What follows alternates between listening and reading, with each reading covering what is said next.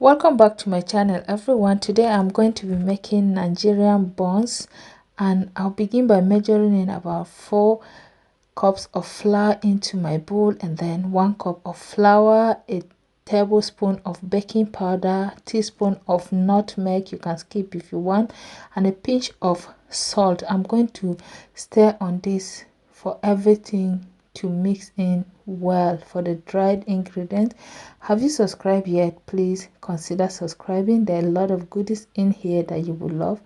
And then I'm going to go in with about 3 tablespoons of butter. You can use margarine or anything you want. I will mix that in until it is well incorporated. Then I'm going to go in with 1 large egg. I will add in at the same time my cold milk that's from the fridge, okay?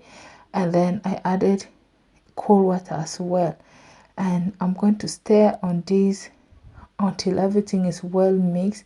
At this point you want to beat it very well so that everything should be mixed together and well mixed.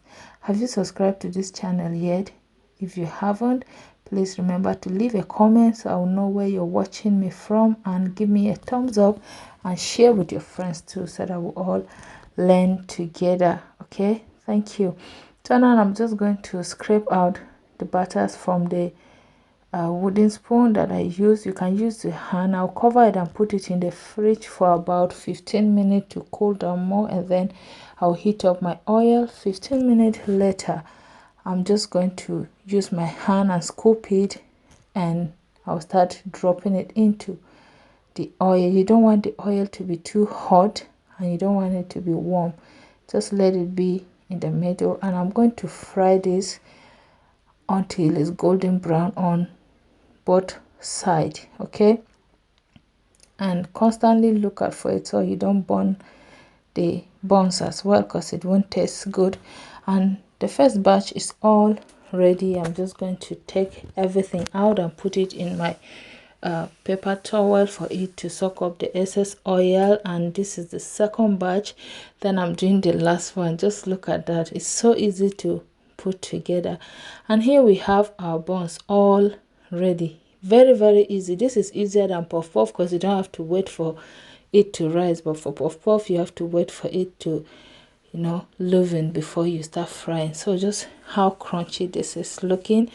And guys, look at the inside. It's so good. It tasted so nice and my family loved it. Everyone enjoyed it. You can have this with cold drink, with tea, or just enjoy it this way, okay? And thank you so much for watching. I hope you enjoyed today's recipe. If you did, please remember to like, share, comment, give me a thumbs up. I'll see you in my next video. Until then, always remember that Jesus loves you so much. Bye.